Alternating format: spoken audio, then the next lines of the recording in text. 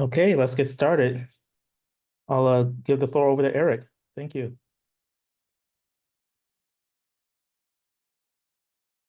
Well, good afternoon, gentlemen. Good afternoon. Good afternoon. Afternoon. Uh, Now, I'm really grateful for the space that has been created here. I've been blessed by the conversations, the dialogue, the connections, specifically around AI, and obviously as men in tech, how we can be lights and influence within the BIPOC community and community at large. And what's interesting, I'll share my screen here in a moment. Let's see here. Let's see.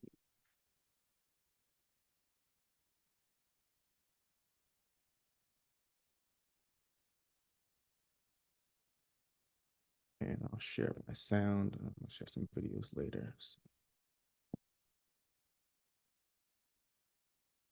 let me know if you're able to see my screen. Yeah. Yes. Yeah. Excellent. And so, by way of introduction, for those that I haven't met yet, my name is Eric Brown. I am a technologist, mentor, coach based in the DC metro area. And I've been fortunate to be a part of this community over the past several weeks. And during that time, it's been inspired by the brilliance and the melanin all here and all the different insights. And so, but I noticed a trend during my time. I was like, you know what? We're talking a lot about students indirectly. And so for me, as you probably will find out soon, I have a passion for youth. EB loves the kids. And I mean, since 2013, I've been mentoring and coaching students within different arenas. My background is in cloud computing, mixed and augmented reality, done some things with IoT. And during that time, there's opportunities for me to be able to share what I do with students. And I've always seen moments like this where they're able to come alive and I'm able to take super complex concepts and make it real for them and be able to spark some type of interest and ingenuity. And this was taken probably back in 2016. This is a real-time crowd insights kiosk leveraging cognitive services. And I was able to show some students about, how are you able to leverage that to guess your age? Obviously, the ages are off. This was really early in those days. And what was exciting about it is I realized that sometimes getting into STEM can be daunting, and you may not see yourself. And so whenever I have the opportunity to show young Black men in particular what it looks like to be in STEM, but more importantly, be able to provide perspectives along the journey, I think that's something that I've been grateful to have the opportunity to do. And I'm imagining that many of you have done the same. But I realized despite all the efforts that we're doing, we have to continue to be diligent and be able to create opportunities for students to thrive in the digital space. And when we were having these discussions, I noticed that there was several themes around AI in particular based on our first two calls. And I will pop out this mind map just got a high level. And what was interesting is there was a common thread around, displacement and new opportunities, the risk of being left behind, early exposure being key to be able to get into data science and machine learning. There were some other topics around just being diverse within the AI pathways, kind of the cultural aspect to it. But then there was a piece around, hands-on experience and mentorship. And the list kind of goes on further. But through this, I was like, hey, man, there's a single thread here around hands-on learning, around mentorship and STEM opportunities. I said, hey, we need to have a dedicated session about what this looks like and what resources are available and how we can potentially together be intentional about being able to be a light for the youth. But I realized that we're very dispersed. And so I was like, let me just take a moment to share just kind of the state of the land as it relates to AI literacy, but get your thoughts on maybe opportunities that you guys are already involved in around these efforts, but also just being able to document it so that it can be something that we can be shared across the community. And so that's kind of the centering around the topic, passion for youth, but also seeing that there's some themes around how AI literacy in particular and hands-on learning and mentorship can be very beneficial for empowering the next generation.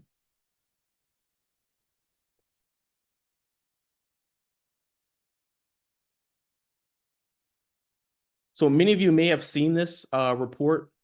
It was published maybe about a year ago from McKinsey around the impact of generative AI on Black communities.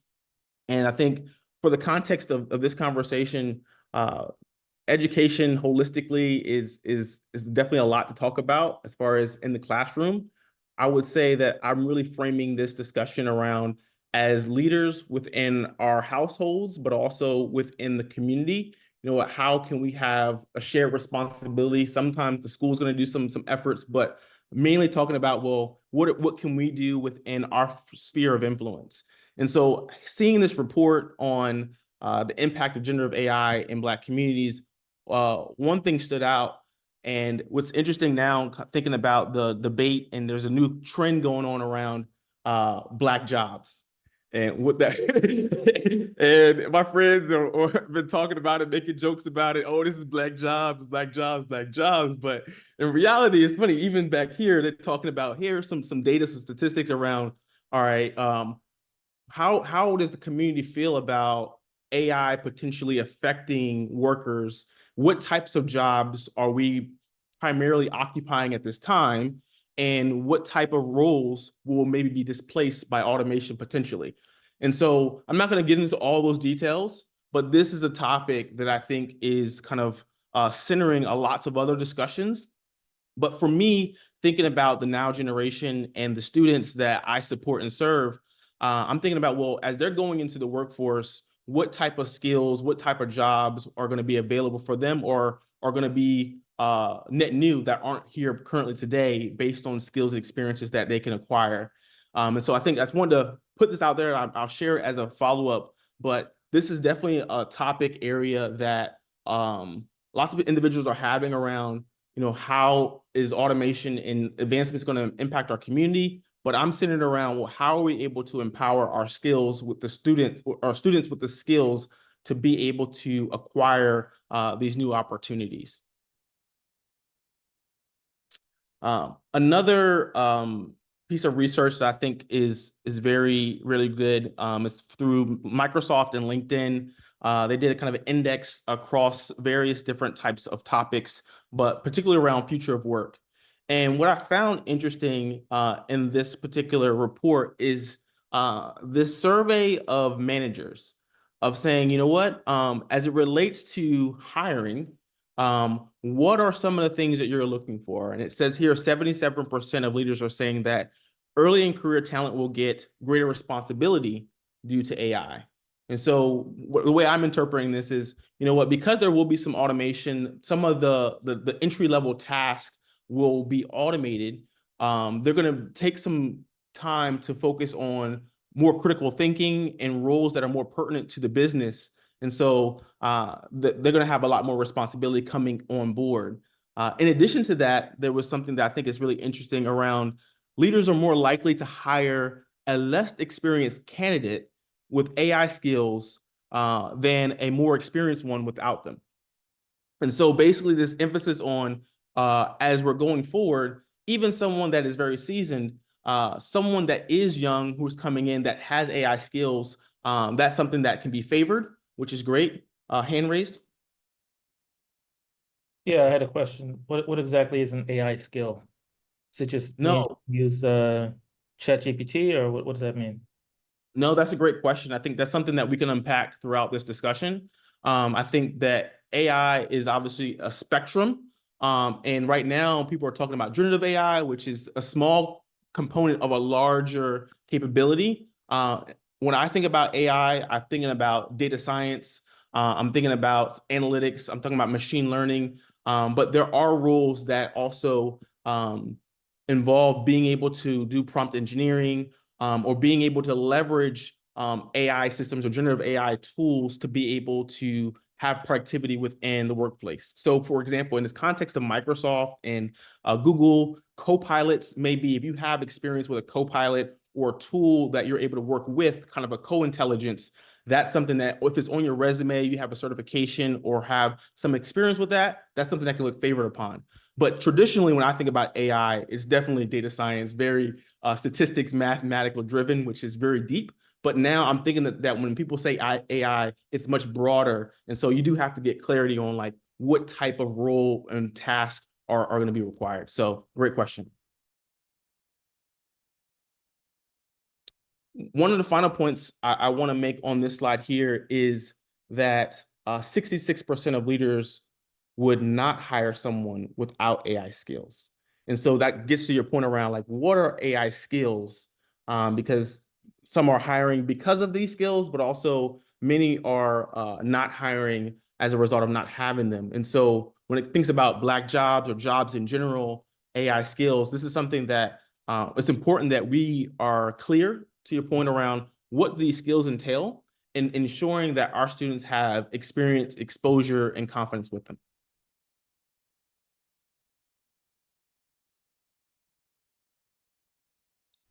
And so I took it another level deeper, and I'm going to get outside the data and kind of get into some examples. But the question becomes, okay, here's what McKinsey is saying, here's what Microsoft, LinkedIn are saying, but what are students saying? And it took me a while to be able to find a report on that, but this recently came out probably about a month ago from commonsensemedia.org, and they did a survey of students and getting their perspectives on generative AI and some of the patterns of their behaviors and leveraging it. And I'll share this as a reference that gives a lot more details, 60 plus pages, but there's one thing that stuck out to me that I think was worth highlighting. And it was around, okay, here's kind of a breakdown of the frequency of AI use among young people 14 to 22. And I might be able to zoom in a little bit for you, sorry. And what was interesting about this is, to your point before, like what does AI use mean? And so probably in this context, generative AI is the focus. So probably a Chat GPT or Claude or some type of chat, large language model based type of experience. And majority have had experience with it. 41% never used AI tools.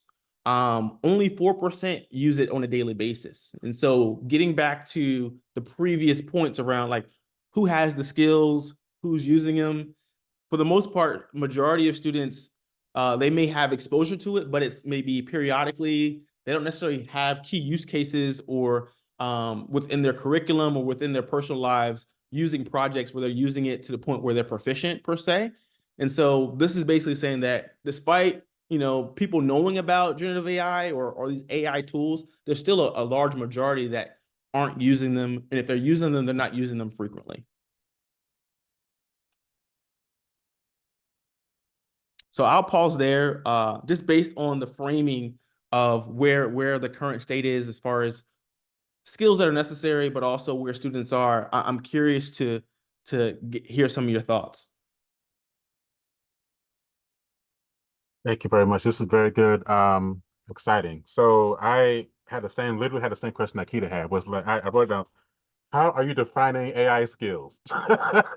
But I think, to your point about what are the various ways in which we can equip Black children, Black youth, um, with the literacy, knowledge, skills, etc., um, to become leaders in their respective fields, and definitely uh, um, in terms of getting certified in prompt engineering.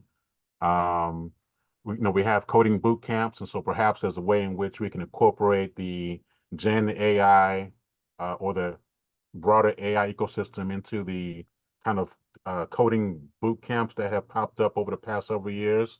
And then also, because of where I sit in government and policy, would wonder kind of where can this go? So what are the policy implications? What are the guardrails that would be helpful to really discuss, and or in the higher education space where in academia there's that movement, that shift now into using these AI tools. And so and then you could also say that it would that the AI universe would trickle down into K through 12, right? And so just thinking along those lines in terms of your thoughts on where this can go to, and ideally to the benefit or to the advantage um, of Black children and Black youth. No, I appreciate that question. One of the things that I would say is that, at the global, national, state, district level, there are initiatives, roadmaps, and plans to be able to ensure that students are able to gain these skills. One of the things that I'll share shortly in this presentation is an AI literacy framework by Digital Promise that I think is pretty comprehensive. But I think that every school or leader in the education space definitely has this on their radar as far as in figuring out how to incorporate this type of insight, but also experience for their students. One of the things that I'm framing this conversation around, I know that there's work being done from a policy and funding for nonprofits and other organizations, but I believe in a shared responsibility model. When helping corporate clients, when it comes to cloud, there's some things that the provider is able to give and have compliance and security around. But then there's some things that the user coming on board to that system has to have responsibility around. I think that same way when it comes to empowering our youth, myself, I didn't do well in the traditional education system. I struggled. I was expelled early on, and I was blessed to have my parents see the path that I was going down, and they homeschooled me for a season. And then I was able to go back. But I find that, as it relates to these skill sets and this experience and exposure, although on paper, every school district is probably going to have some type of initiative, I'm finding that, being able as Black men in America, as individuals of influence, it's important for us to be able to, on our own time in our own community, say, hey, in addition to what you're going on at school, let's be able to have a culturally relevant. And I know that every parent has their own posture as it relates to exposing their students to AI, and they have the rights to be able to guard and protect however they see fit. But I think it's also important for us to say that whether you get it in school or not, I'm going to be able to expose you and prepare you for what's next. And so that's kind of the way I'm thinking about it. But to your point, from a policy and from a school district standpoint, they do have these things in place. But I find that students that have parent support have more success. And if they don't have parent support, have community support. And so one of the things that I'm ultimately kind of planting a seed around is whether you are a parent, whether you are involved in a church or community organization, to be able, if you have skills or have experience or exposure in this realm, to be able to influence the students and say, hey, like ask them, like, what tools are you using? Or just being able to plant a seed for them, because I find that typically, for Black and brown students, sometimes even when those things are in place, they don't get that full experience or get the benefits of that. And so I think it's important for us to be aware of these trends and say, well, in addition to what you got going on over here, let's kind of be intentional to make sure you thrive in the digital space with our own efforts as well.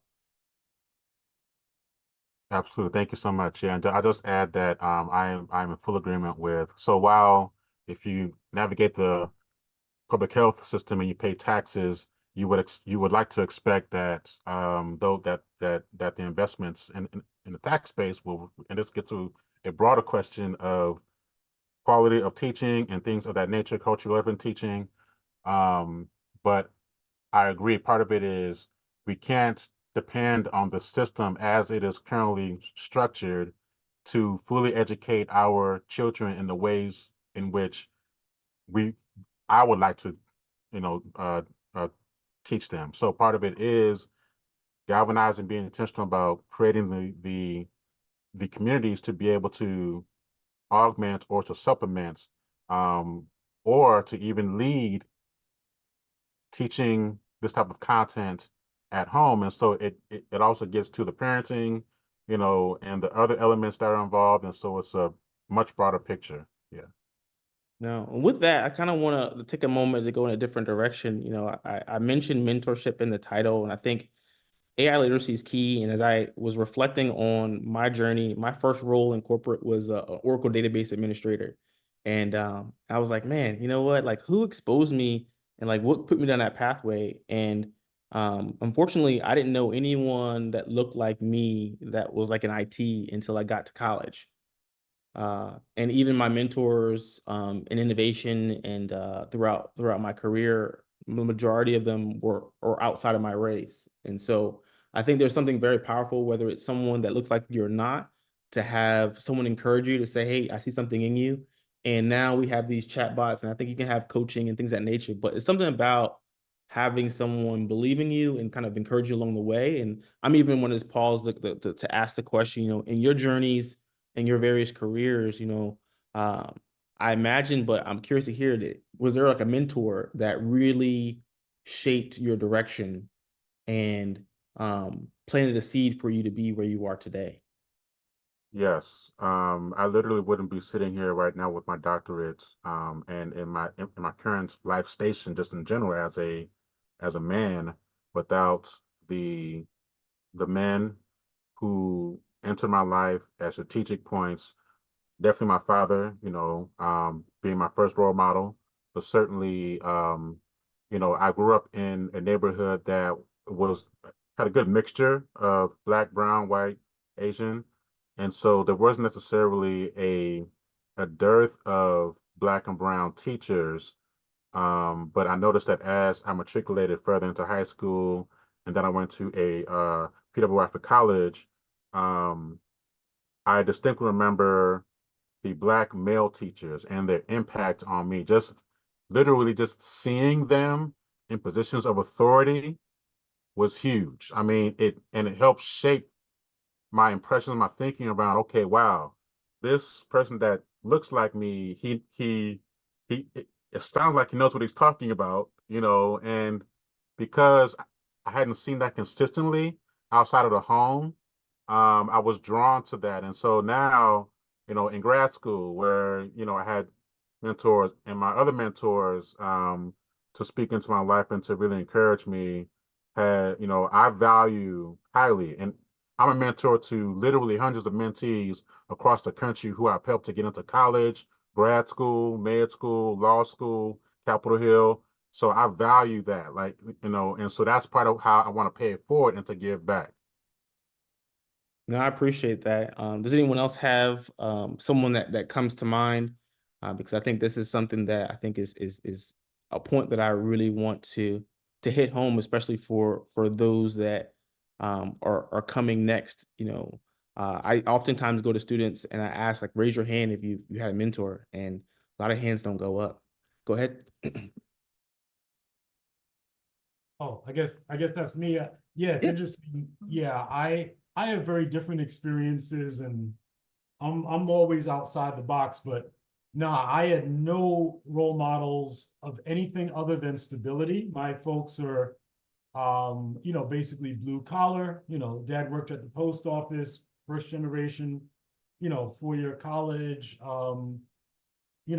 Worked on my own the whole time in college throughout. I was the one who's always been out in front doing things that most people didn't have any idea what was going on. So I've had to create every opportunity on my own. I've helped start several other folks, off in their careers.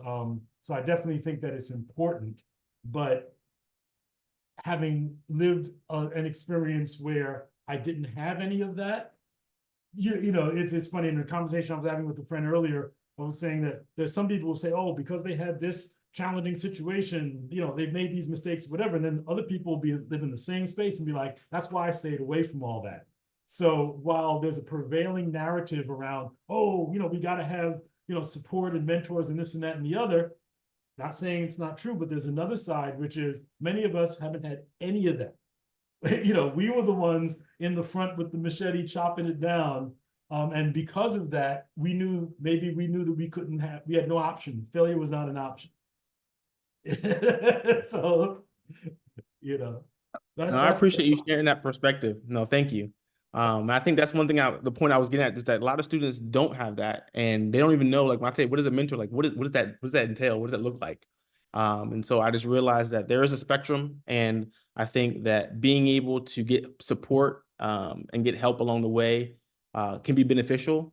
But there's still a lot of students that don't receive that, and there's some that have that grit and that resilience and perseverance to leverage that to move forward. But there are many that don't know what they don't know, and they get caught in systems and loops as a result of not being able to see something else. And so, yeah, I think that there's always work to be done there. But I think one of the things that I'm realizing in this space right now, there's so much investment being done in training models and investing in this AI space that I'm also an advocate for human intelligence and saying, well, it's great to be able to, have this co-intelligence, but how are we helping students with now what they call power skills of saying, well, how are you able to think critically, solve problems, be able to collaborate, be ethical in this process, and oftentimes that's not done in the traditional classroom. Those type of skills are sometimes taught by being in proximity with other leaders and individuals. And so if you have a mentor, that's where that cross-pollination can happen. But if not, you may find it the hard knocks way. But I find that it's great when you're able to be intentional. And typically outside of traditional school system, nonprofits are organizations are able to provide these opportunities and spaces for students. And so one of the things that I'm doing in this season is empowering nonprofits with the curriculum. I think that it's good to be able to have the power skills, but also what are these AI skills? Being able to help them be able to incorporate some of these lessons. And I kind of took note of what some of these technical skills are. Arithmetic thinking, abstraction, data analysis, data privacy and security, digital communications, ethics, information and misinformation, kind of are some pillars as far as being able to be technical or have AI skills. Within the industry today, the various vendors have their own branding. What I love about that, though, is it also does make it easier. One of the things I'm pushing for students to receive, I do a lot of work with HBCUs, is Amazon's coming out with a generative AI certification. It's in beta right now. It's going to be out in August. Microsoft has one, Google has one, IBM has one. So now, like, you can go on your resume and say, hey, I at least have the fundamentals of AI, or I have, a specialty within machine learning, et cetera, and be able to have that badge to say, all right, here are the skills, but also here's a verification from a trusted source.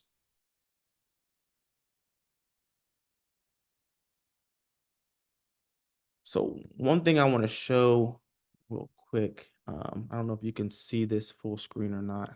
Let me know. Oh, yep, I have a hand. I just want to say you're doing an amazing job, Eric. I appreciate this. Also, Aram told me to tell you hello. He thinks you're amazing just as much as I do. And I had a follow-up question just about the youth, because I'll tell you from my perspective, my brother's graduating from college this upcoming fall, this winter. And the skill level is not the same. And I feel like it's because a lot of his generation are the first kids to really utilize AI for schools as paperwork, homework, and so much of that has allowed them to skip through the process of actually learning. So how does that impact the youth as we go forward? Yeah, that's a great question. And it's something that I'm thinking thoughtfully about in this season and trying to have a balanced and holistic view about innovation. As we look back on history about social media, there's so many great things that social media has brought, but at the same time, you have increased levels of anxiety and depression. There's lots of negative things that have happened as a result of the innovation. Same thing with AI. I think that it is a very powerful tool. And I think making an emphasis on tool. I think that when teachers and educators are introducing it, it's important for them to have critical thinking skills and being able to really process of what's going on and be really curious. Just being able to plug something in and say the answer is truth without thinking about it and not being able to process or be able to debate or understand like, hey, let me question or fact check this.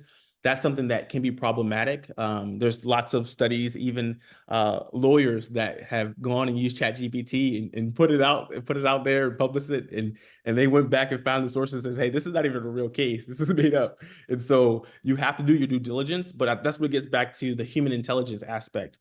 It's definitely a powerful tool, but you have to be in environments where you're able to have that challenging, but also being able to understand the fundamentals and the basics of computational thinking, or understanding how you're leveraging the tool, but being able to still think thoughtfully without the tool.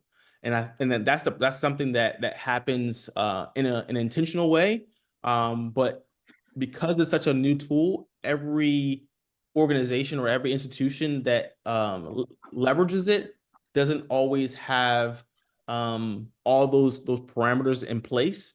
And so the framework that I'm going to get to here, I believe has a balanced approach to that, but it's something that I believe that it's up to individuals, but also to communities to make sure that students are leveraging in a way that it's not crippling, but it's helping them thrive.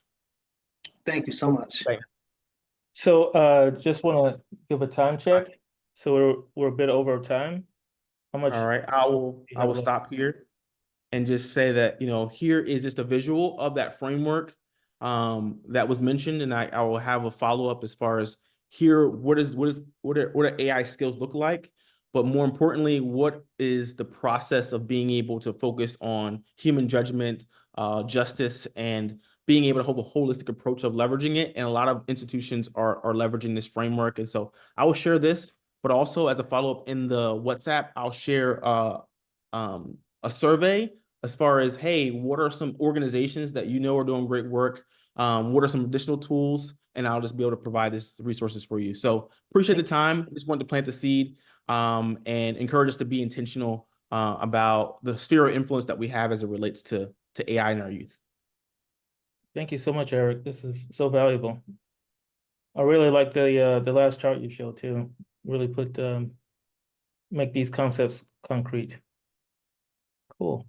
So for the next, we're going to have 2 more sessions, basically workshopping sessions. People are going to bring us their ideas related to AI, and we're going to give them a platform to share and to brainstorm with them. So I think, so the 2 people were Dr. Inya and also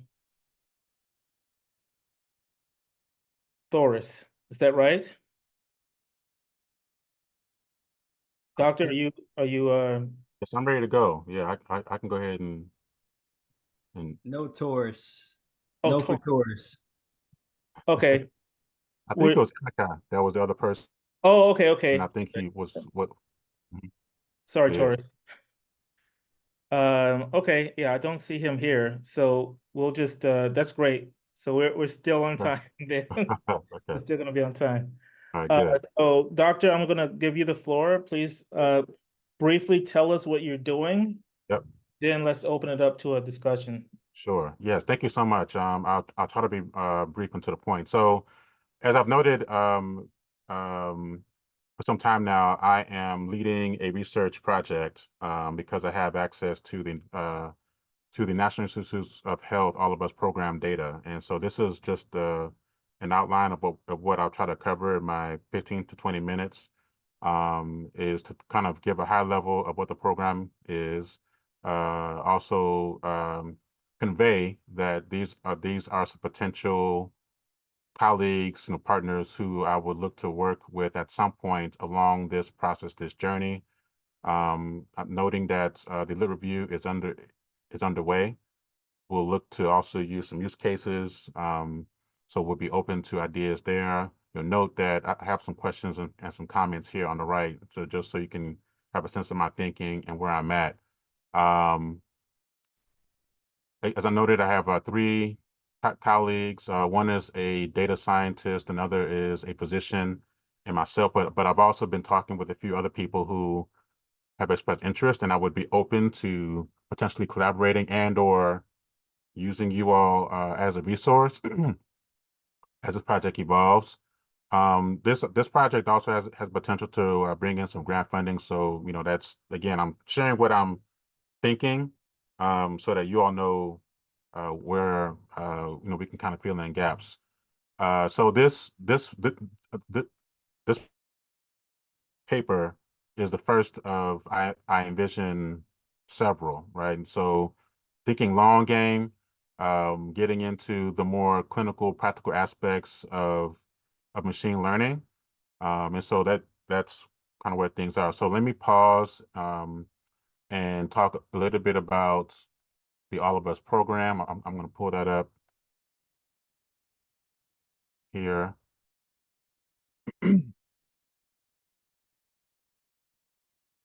So so I was recruited. Well, I applied for serving as a research scholar for the NIH All of Us Research Program, and it is a longitudinal effort to gather data from 1 million or more people that live in the U.S. to help to diversify clinical trials and just really establish a much stronger footprints in diversifying high quality data that can be used to help shape policy, practice, and interventions. So this effort was spurred by efforts from the Obama administration in terms of precision medicine. And so, we have rich data. Um, and so, we have a very rich data source, and there are hundreds, if not thousands, of researchers that have access to this data. We have created a researcher's workbench where we are able to come up with projects that can support this effort. And so I'll pause here with that. If you have more questions, please feel free. But I do want to get into some of my thoughts in writing here, and So, I'm happy to. oh, Yeah. I have a question. Mm-hmm. So last week you were saying that some goals you had for your efforts were to publish papers, and also you wanted to try to find if there was some business some business potential for some of these Yes. for some of this work. Okay. Sure. Yeah. So that's what I was going to get to here was, so let me kind of walk through my work at a high level and then map it to where I want to go from a business perspective.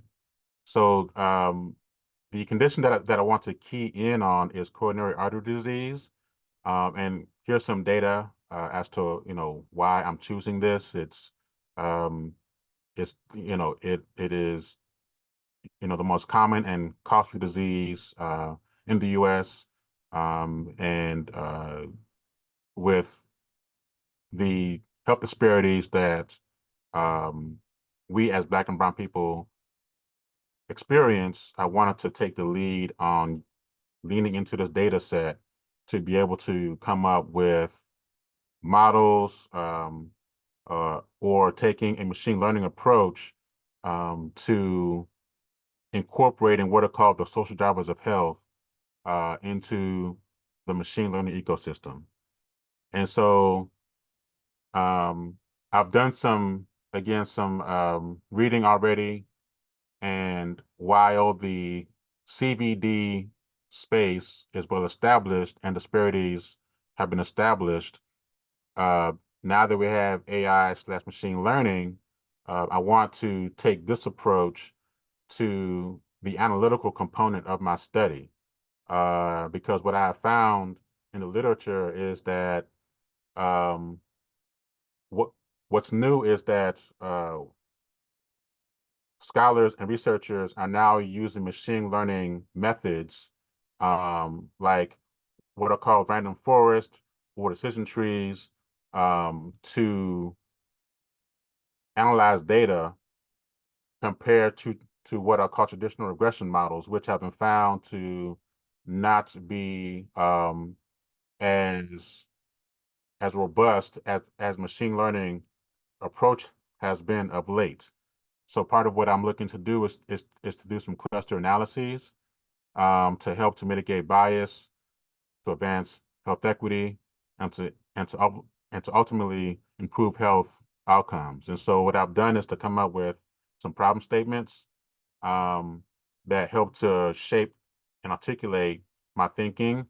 And these 5 are just, they all kind of say the same thing, but just in different ways. And so I have not decided on one yet, but there's a few of these that I definitely want to use as a launching pad to my work. And so these are my questions and hypotheses. How do random forest and decision trees compare to traditional regression models in predicting coronary artery disease risk factors and outcomes? And so, and then also because where things are going is in really getting into the social drivers of health and how they shape health and health outcomes and policy, I want to use a clustering approach to analyzing the data to see what I can find, and then using what I find in that analysis to help shape the rest of the study. So now, my outcomes of interest is to use machine learning, social drivers of health, and really just hopefully get some more robust outputs based upon the approach that I'm taking, and then assess in future studies how to inform what are called polygenic risk scores, which have been found to be critical components of addressing coronary artery disease. And so what that score does, it helps to predict um, the incidence and prevalence of coronary artery disease. But if there's a way in which we can use machine learning to improve the robustness and the accuracy of that polygenic risk score, then that will help clinicians and other healthcare providers um, with patients who are diagnosed with CAD. So going back to the business piece, and again, I would love your thoughts here. It is, what are the tools or the models, the products, the software as a service? What are the things that I could potentially create that I could, one, be in service to mankind, but two, to build generational wealth in terms of partnering with hospitals or clinics or health centers, patient groups, academia, corporate America. So it's really trying to galvanize a support system that sees this vision where, I would test it out, right? And see what would be most meaningful in terms of improving health outcomes. And so the what is highlighted here is just my thinking and part of what I know would be involved in taking something from an idea or a concept to product. And so whether that is a software as a service or as a new scoring rubric or something tangible or an app. So those are some things that I'm thinking about. So I'll pause there for your questions. I know you have several. And I will look forward to hopefully being able to answer your questions. So one question I have for you all is, who else or what else do I need to add to this list?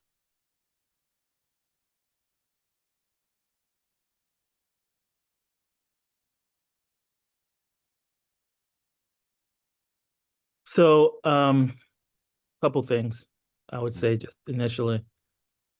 One is I think you still need to have a clear problem statement. So you have problem statements about the research outline. You have some problem statements there, yes.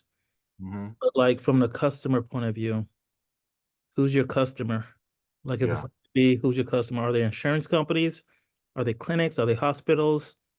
Are they like operating doctors? Are they administrators? Like who's using this? Okay.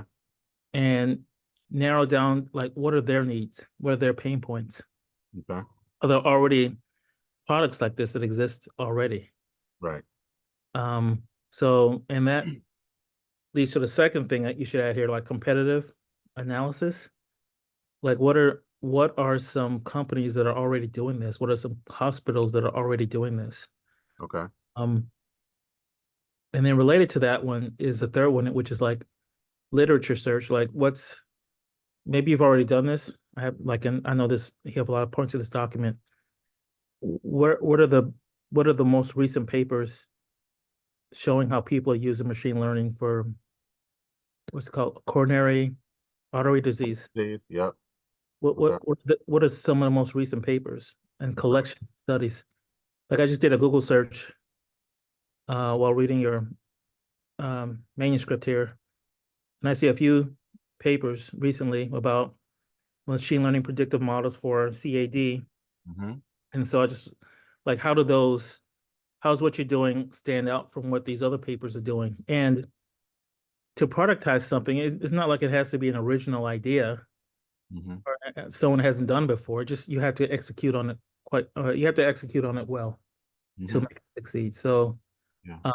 but really, really key to making sure what you have is robust is to understand what other people are doing out there.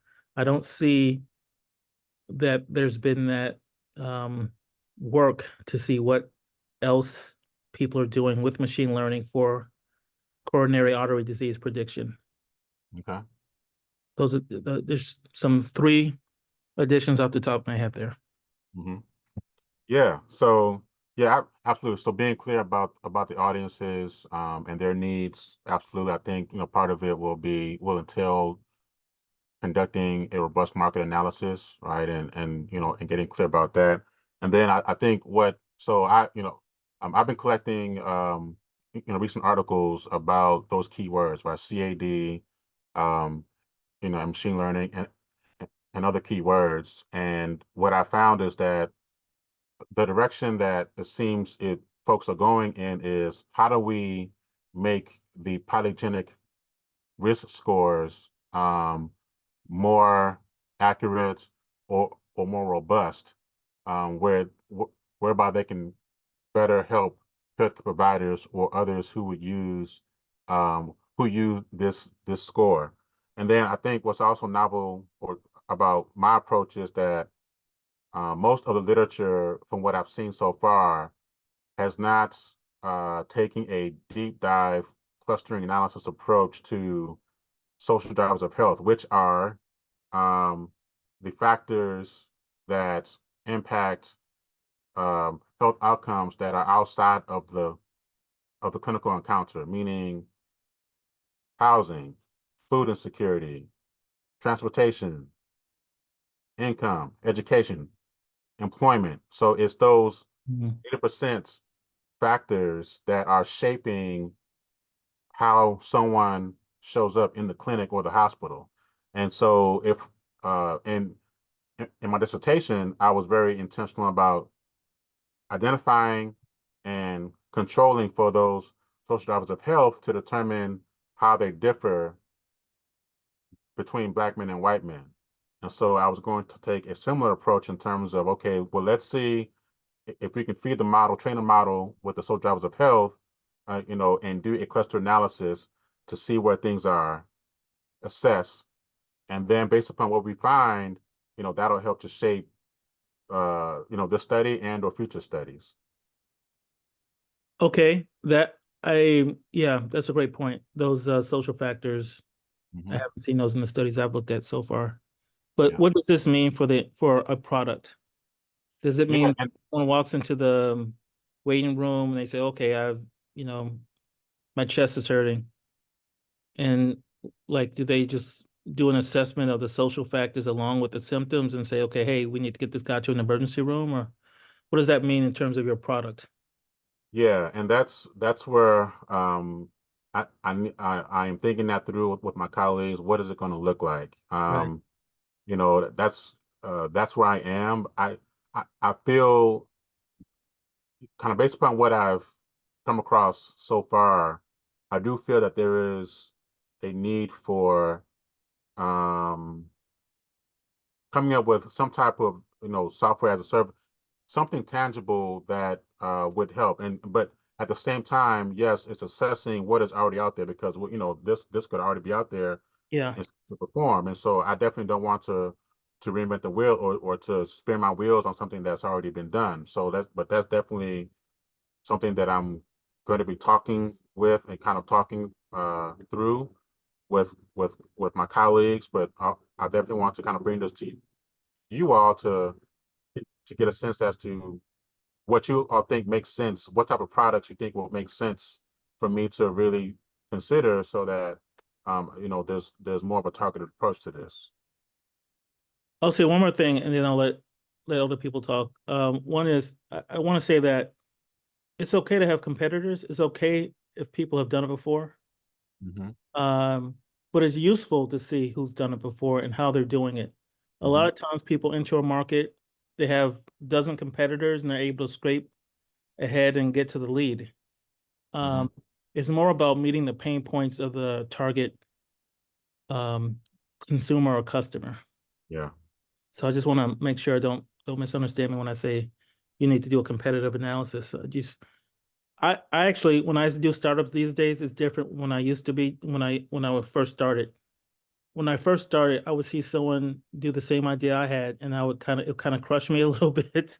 Mm-hmm. But now when I see other people doing it, I'm like, okay, this is great. It kind of validates the market. It validates this idea. Now, how can I out execute this competitor? Right. Okay, so I'll shut up and let other people talk. Does anyone else have anything to add to this discussion? Any insights to give the doctor? Well, Doctor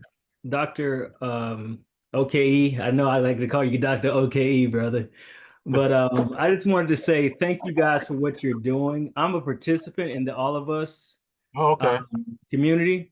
Mm-hmm. And so I'm super excited to learn, what information is going to be uncovered with the DNA testing, the saliva kit that I submitted in and everything like that, because I too have CAD, Okay. and I'm 46 years old. I'm a vegan. I've been plant-based for like 18 years. Mm-hmm. And so when I had a mild heart attack in 2021, everybody was just like stunned, Yeah. And so because me being healthy, me working out, everything like that, and it still was a heart attack that I sustained. Yeah. So just learning more about my family background and family dynamics and everything like that, I'm just super excited about what you're doing on the machine learning side for CAD. So I just wanted to commend you for what you're doing, brother. Thank you. I think I would love to work more closely with you. I mean, not to like objectify you, but I think No, absolutely. I'm your open to that. story, yeah, I mean, your story, I think will put a really fine point. I think will humanize effort in a way that would be compelling. Absolutely. And I wanted to ask you, do you know Antonio Martez? Tony, yeah, That's my best friend, man. okay, okay, Yes. yeah, I know he's a Kappa. I met him last year, I think, in DC actually on Capitol Hill. Yeah. Yeah, that's my best friend, man. Okay. I was in Wow. his wedding and everything. Wow. Okay. All right. Cool. Yeah, so definitely let him know that you know me as well, and I'll let him know the same. Okay. Cool. Thank you. All right, man. That's all I have. Thank you. I'll take any other questions or comments. Again, thank you so much. I do look forward to keeping brothers posted on this as things evolve. Again, it's going to be a several month process, you know, so yes, Tola. What's going on, Dr. Oldham? Thank you for everything you do. You are amazing. You know, Keita brought up a great point earlier when he talked about social environments. Does any of these studies ever talk about like the economics of us in Yes, comparison to the health structure? yes. So Oh, economics is part of the social drivers of health framework. You have kind of more broadly the socioeconomic status, which includes income and education. And so I've thought about the ways in which I could bring cost into this study. I mean, that's an entire, like, that is a whole different study, but the data that I have access to doesn't necessarily, I would have to merge a different data set that has economic variables in it to help to frame our arguments. But I do plan on leading uh, with the ways in which racial inequity cost the U.S. in terms of billions of dollars. And so, but yeah, I think that there's a plethora of studies, and I can cite Dr. Daryl Gaskins from Hopkins, Dr. Thomas LaVeist from Tulane, who led some efforts in terms of the economic standpoint. I did some research in my doctoral program on the economic cost of men's health disparities. All right, so yeah. thank you so much. Mhm.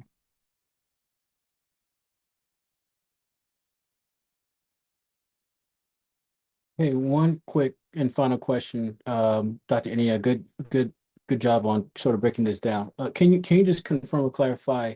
So were you going to incorporate or count for other data sets regarding like transportation, food deserts, these other sort of socioeconomic factors, or were you going to exclude that for now? Because I think last time we were corresponding, you were going to exclude that for the time being.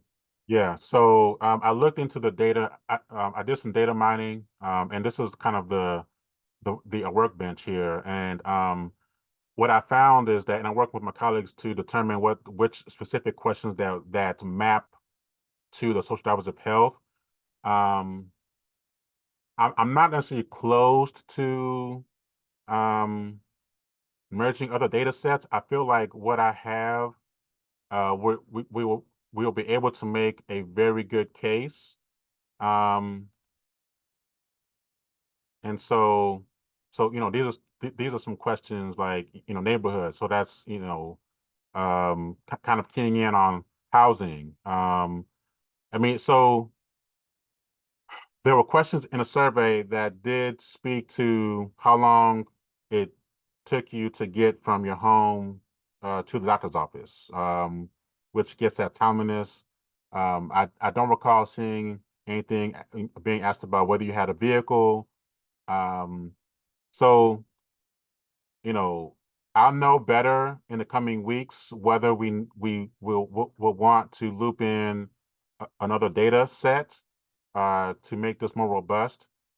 Um, but I do get your point, and yes, typically I would identify the best data and merge it, but that comes with another work stream and issues or kind of challenges with creating new variables, recoding, and so it just gets very um, sophisticated.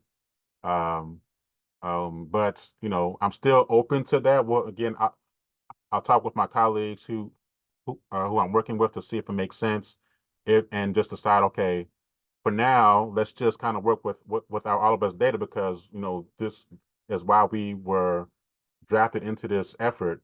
And I don't know if other of my colleagues in the workbench have looped in other data um, to kind of support their own studies.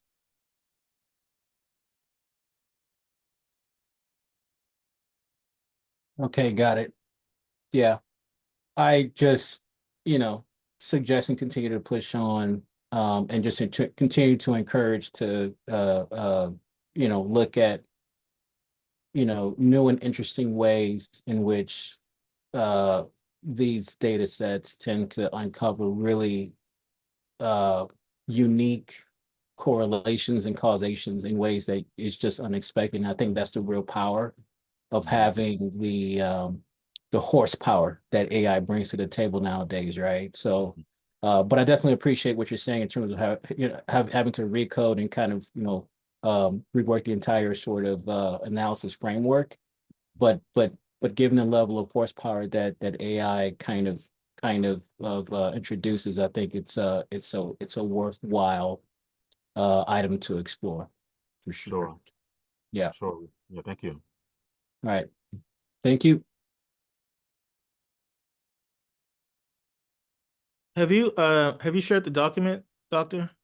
Not yet, no. I thought about whether and kind of, I can do that if that's helpful, so that if y'all want to, weigh in on it. It's obviously a Google Doc. I'm not opposed to sharing it if brothers want to weigh in on it, if that's helpful. I I would like to, if you don't mind, I would like to read it and then leave some comments if Okay, okay. sure. And if you have time this week, like on Thursday or Friday, I set up another call with you, just you and me, and I can share some of my more detailed comments on the document. Okay, yeah, I know this is the holiday weekend, but I think we can definitely try to find some time. Oh yeah, yeah, yep, yep. Man, these holidays come fast, don't they? Yes. Cool. Yep, I'll look out for it then. Thank you. Mhm. Any other comments from the floor? Okay. Hey, thank you, Doctor, for sharing this with us. And we definitely want to have you back maybe in a month and see what your progress is and see if there's any more help needed from the audience. Awesome. Thank you. Okay, everyone, we'll see you next week. I'll give the announcement of the speaker in the WhatsApp chat. And I'll see y'all next Monday. Bye-bye. Thank you.